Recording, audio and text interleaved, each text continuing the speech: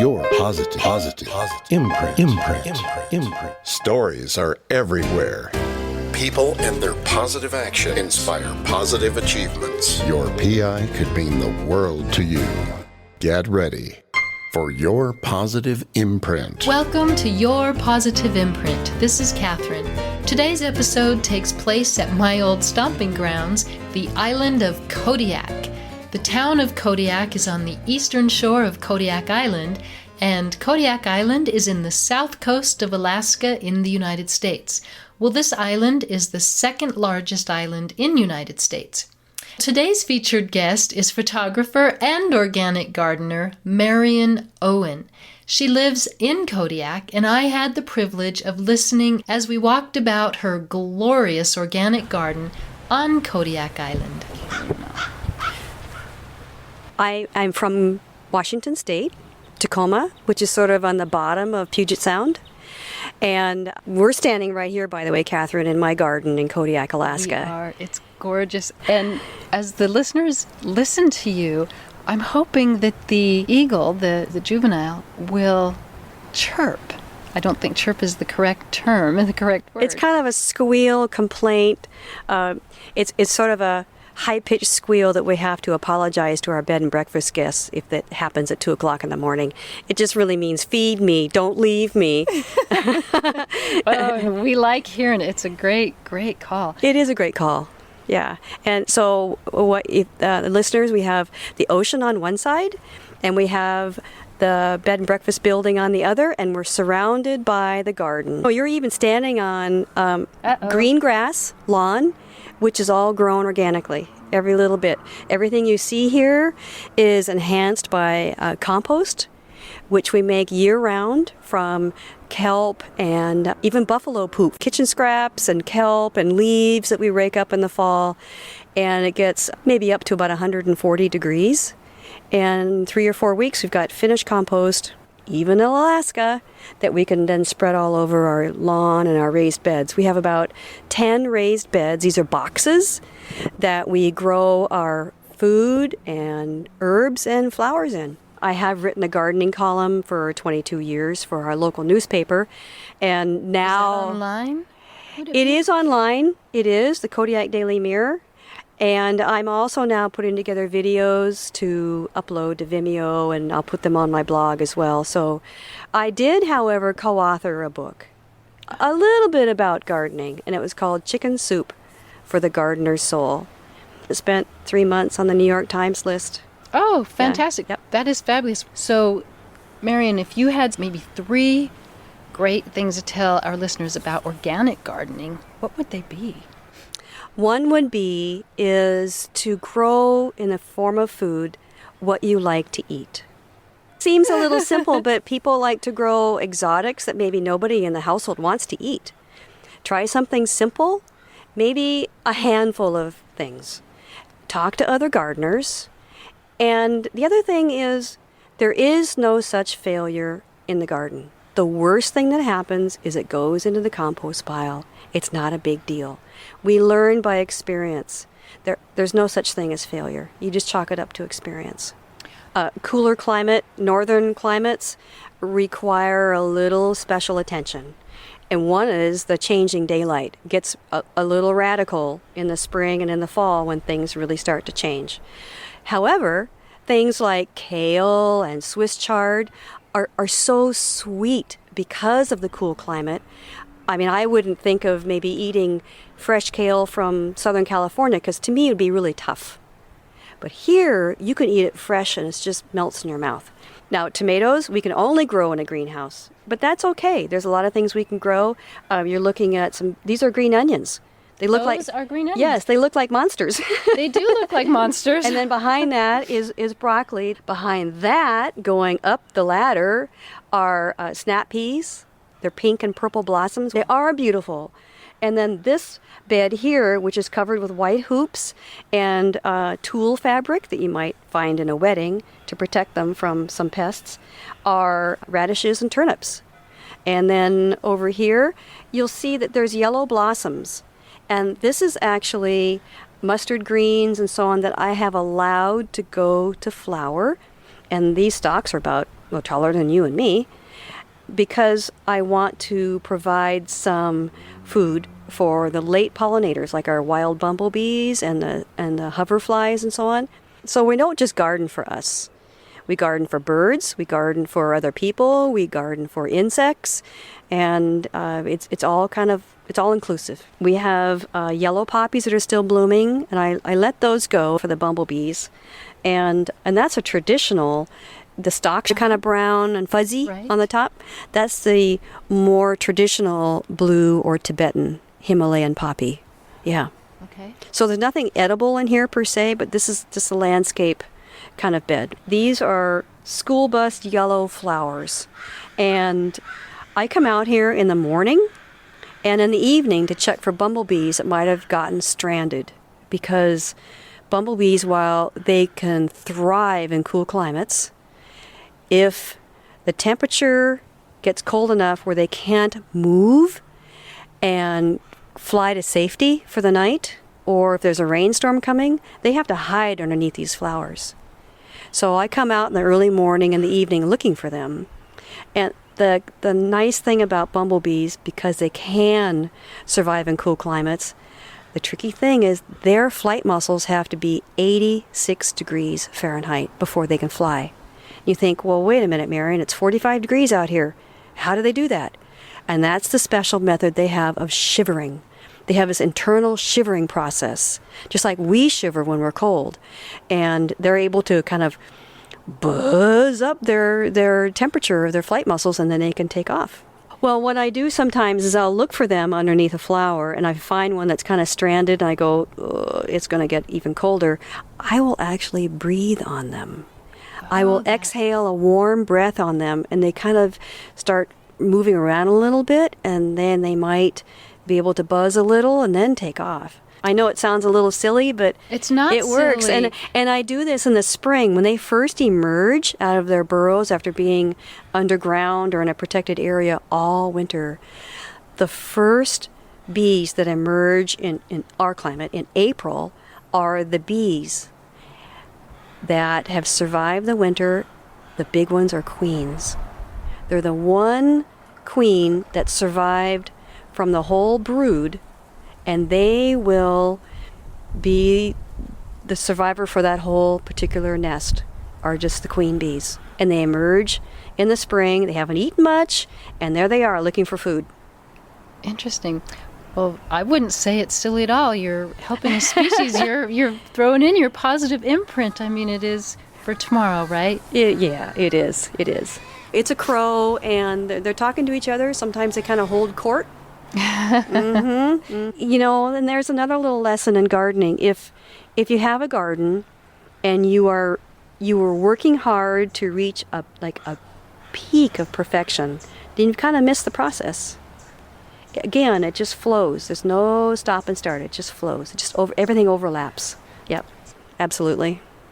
This is very exciting. So tell me how you got started. It's a very good question, because when I was growing up in Washington State, the only thing that I had as far as an awareness for growing anything was an occasional plum tree, and my job in the winter was to tap the base of the bamboo plants to get the snow off of them.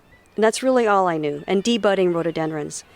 But there was a time 30 years ago when I was working on a tugboat, and I was getting tired of going to sea. I was really missing the seasons. That's really what the bottom line was. We were actually tied up here in Kodiak on this tugboat, and I had to go to the doctor. And I stood on the railing, and I was looking at, we call the beach, I was looking at land, and this awareness came to my head. I really don't like doing this anymore. So I had this internal conversation, and that was, so Marion, what do you want to do? Two things popped in my mind immediately, clear as day: photography and gardening. Never mind that I just sort of practiced photography while I was working at sea to give somebody an idea back home what it was like to live at sea. And the other thing was gardening, and never mind, I had never even grown lettuce before. But I did it. I started writing articles for Alaska Magazine and photographing for them. I just went for it. I said, well, let's see, I don't have any dirt There's not much dirt in Kodiak, Alaska. And our nickname is The Rock because it's solid rock, not much topsoil. And so I said, I need some dirt. Well, I have to make dirt. Well, I could compost. This is pre-internet now. So I went to the library and I looked up the Extension Service bulletins. And they said, it takes 5 years. I don't have 5 years to wait. So I did more research and learned there was a method of composting that's fairly common now, hot composting, where you add the right combination of ingredients like green stuff and brown stuff, and within a few days it heats up to maybe 130, 140 degrees. You turn it, it cools down, heats back up again, and the whole cycle in a few weeks you've got finished compost. I've got dirt. There, yes, you do, and it looks like great soil. A lot of nutrients, kelp from the ocean and so on. And there's a photograph of me wearing this bunny suit, so to speak. It's in the middle of the winter. I have a pitchfork in my hand, and I'm turning the compost pile. And I'm wearing a pink scarf, by the way. I don't wear pink. And so I'm turning the compost pile, and I have the biggest grin on my face. I'm smiling because in the middle of the winter, this compost pile is steaming. Oh my and gosh. It worked. I was so happy. Yeah. Well, that's exciting because I will bet that your imprint has been all over this island and people have been trying this. They have been trying this, and I share as much as I can. I'd be a keynote speaker at garden conferences, and I'd say, if I can do this in Kodiak, Alaska, you can do this in northern Alabama or southern California or wherever in the world. Well, it truly is beautiful, and your positive imprint is lifelong. It's part of the earth. It is part of the earth. It's a good way to put it. And Yes. I think as we become, as a species, a human species, as we become more concerned about food security, where it comes from, the inputs, GMO, processing, etc., I think it's more important as the years go on to learn where your food comes from and to be able to grow even a little container of it yourself. Because that connection feels so special. It's like having money in the bank to grow just even a little bit of your own food. Or go to a local market and support the farmers, that kind of thing. It really creates a beautiful connection. One thing I did a number of years ago was I created a Veggies at Work program, which anybody can do. You approach a business and say, if you will purchase the materials to have a raised bed or a box next to your building, I will plant it with vegetables. If you tend the vegetables, I will harvest them and take them to the food bank. Oh, wow. So everybody is a win-win here for Veggies at Work. So the people who work in the office building get a little break from their desk. They can go outside and weed or water or whatever they need, the vegetables need. And then the food bank and the people in need benefit because they're getting vegetables from within the community. More connections, more of an imprint. So you have a boat that you take people on to teach them photography skills so they can go out and enjoy having their camera and maybe get some pictures. We have a boat, it's called the Sea Breeze, and our business is called Galley Gourmet. And for 15 years we did 3.5-hour dinner cruises, which is really a wildlife viewing and gourmet meal. So every night during our dinner cruises, the 15 years, I would cook something different. And we do 90 to 100 dinner cruises in a summer. And we have short summers. It's cozy. It's very intimate and cozy. Yes. And you never know what you're going to see or anything. But every night was a different dinner menu based on what the garden was producing. If the cress was really great, I might cook a salad or prepare a salad of just cress and chopped apples and a little feta cheese and maybe a little lime juice. But I would be accenting what's happening in the garden with what I put on. And we just now are shifting to just the wildlife viewing in the day. So we go out and these nearby islands, you can see them right here. They're like little barrier islands, and there's so much to see.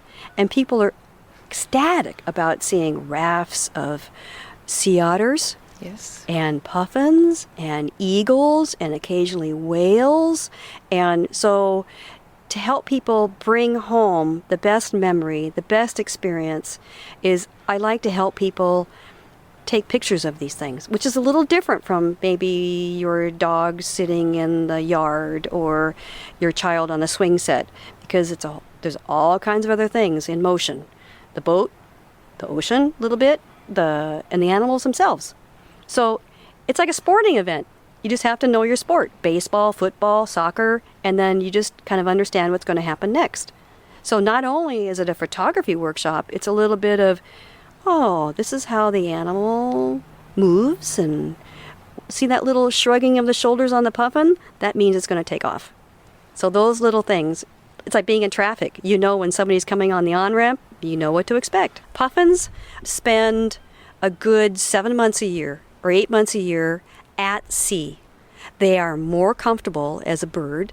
They're more comfortable actually being on the water and swimming underwater than they are swimming in the air, as in flying in the air, because they flap their wings very rapidly, 400 beats a minute. But if they stop flapping their wings like a bumblebee, they fall to the earth. So it's a pretty frantic sort of flight, but they take on those beautiful colors you see on their beaks just for the dating game. It's all about mating and come to land, and you lay a single egg and you raise a chick. Everybody's all done around late August. You can almost mark your calendar around the 5th of September. They all leave at the same time. I've lived in Kodiak since 1984, and I photographed puffins for probably 15 plus years. We have 2 kinds of puffins here, by the way. There's only 3 species of puffins in the world, and we have 2 here in Alaska, the horned puffin and the tufted puffin. Sea parrots, some people call them. I have never, ever seen them migrate, the great exodus. I think they do it under the cover of darkness. It's actually pretty rare to even see a chick. Yeah. They're amazing birds because when they come back in April-ish, they have to do a bit of spring cleaning. So they dig out their tunnel, their burrow, with their beaks and their feet. And then that's when they lay their single egg. And then they spend the summer raising the chick. Now, I can't tell the difference between a male and female puffin, so I'll just say they. And they harvest little fish like this, about 3 inches long or so. And they can grab, underwater, they can grab a fish in their beak, swim, open their beak again, grab another fish without losing the first one. And that's because they have this amazing serrated beak that lets them hang on to one while they open up and grab another. It's incredible. Oh, that is very... Then they take it up to the chick, right? And then they feed them, and they do that for several months, and then they all leave at the same time. So the chick will go with them with this exodus. This exodus to the middle of the Gulf of Alaska, and you go, oh my word, that seems so extreme, which it kind of is. I'm here to tell you that you can get 30 and 40 and 50-foot seas in the middle of the Gulf of Alaska in the winter, but they just bob up and down and dive and get more fish, and they're fine with that. I have seen the winter puffins, and they're a pretty dull brown bird. It's like a sheath over their beak, and that sheath, not the whole beak, but just the sheath, sloughs off. So it's like taking off a beautiful scarf that you might be out on a date, and you take off the scarf, and you're just wearing a black dress. I've been able to photograph in late August the actual changing of the beak. You can actually see it, sort of an unzipping of that sheath, and then the white parts of their head start turning salt and pepper.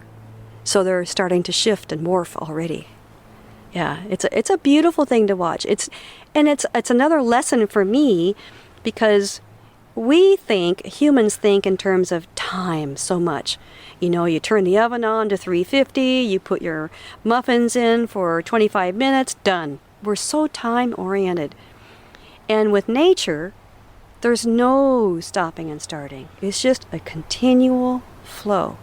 And the more that we, as humans, realize that we too are a continual flow, we don't start and stop with living or dying or anything, the more we can kind of relax into the moment and just live that moment the best we can. Oh no, never mind. I saw the white. I thought, oh, there goes mom or dad, eagle, but it was a seagull. Well, we can hear the mom and dad. I can in the background here, so they're kind of talking. Maybe it's almost dinner time or something. Yeah. Oh, so we still might get to hear them. We saw them. I was over on the other side of your house, so I saw the juvenile up in the tree and just waiting. They're amazing because the chicks will hatch in midsummer. They have to grow very fast. They have to catch up, and they'll be the same size as mom and dad. Thing is they have to grow up fast, learn how to fly and eat and forage for themselves to a great degree, because winter is around the corner. You can see the salmonberry green leaves are starting to turn bronze, and willow branches are turning yellow. The fireweed, the flowers are gone. You just have little tufts left. That's our little thermometer of when winter's coming. One of my favorite ways to go out and take pictures is just to pack my gear and go somewhere just to see what I'm going to see and not have an agenda. I think when I have too much of an agenda, and I've got kind of blinders on my eyes, if I have too much of an agenda or expectation, I should say, then I'm not open to what I might be gifted. You don't have to have any kind of expectation when you go out to photograph. Just be available to the gifts that will be shown to you. And that's being vulnerable. That's having an open heart and also accepting that maybe you don't photograph anything. And you know what? That's okay. That's okay, because you've gone out, you've experienced it, you've gone for a walk, you're out in nature. It's all right if you don't have a little medal of a photograph. It's okay. And sometimes the experience is far greater than what it would have been if you were sitting there looking through the lens the whole time. You see it through a different type of lens. A different type of lens, exactly, a different filter. The best writers, they'll tell you to use all your senses when you write. We're so visual. We forget about hearing and smelling and even tasting and all of that, and just touch. So have all of those. You maybe check in. When you go for a walk, check in. Let's see. How does that feel? How does that smell? Obviously, you don't really realize the imprint you're making. So what do you think has been your greatest imprint? And I know that's hard to answer when you don't really look at your life as an imprint. You're just looking at it as, well, I just like to go out and help the people and do things. It's something that, almost makes me cry to think about it. But if what I can share, let's say gardening, is that I'm not the grower. I'm just the cheerleader. There is something bigger than me, whatever you want to call it, him or her, God, spirit, nature, whatever you want to call it. I couldn't create broccoli, but I can be a cheerleader to nurture it the best I can. And so if I can instill that on somebody else to realize that, we're just here on the planet for a short time, do our best, listen within as much as we can, and let the plants talk to us. Let the sea otters talk to us. Let's get out of our boxes and realize that there's more happening than I realize. I just have to empty out my cup and then fill it with what really matters. This has been remarkable. Thank you. And again, my pleasure. Everything that matters is truly what we make of it. Thank you again. You're welcome. My pleasure. Learn more about Marion from Kodiak-wildlife-viewing-Kodiak-bnb.com or marionowenphotography.com, and that's MarionOwen. This is a free podcast, and right now I'm starting a new campaign to help fund the production of this podcast. If you'd like to support this production, go to buymeacoffee.com/yourpositiveimprint, and any support you offer will be greatly valued. Your Positive Imprint is transforming how we live today for a more sustainable tomorrow through education and information. Your own positive actions inspire change. Music by the talented and legendary Chris Knoll. ChrisKnoll.com. Follow me on Instagram, YouTube, Meta, formerly Facebook, and connect with me on LinkedIn. Check out my website, yourpositiveimprint.com, where you can learn more about the podcast and sign up for email updates. And thank you again so much for listening and for your support of this podcast. Your Positive Imprint. What's your PI?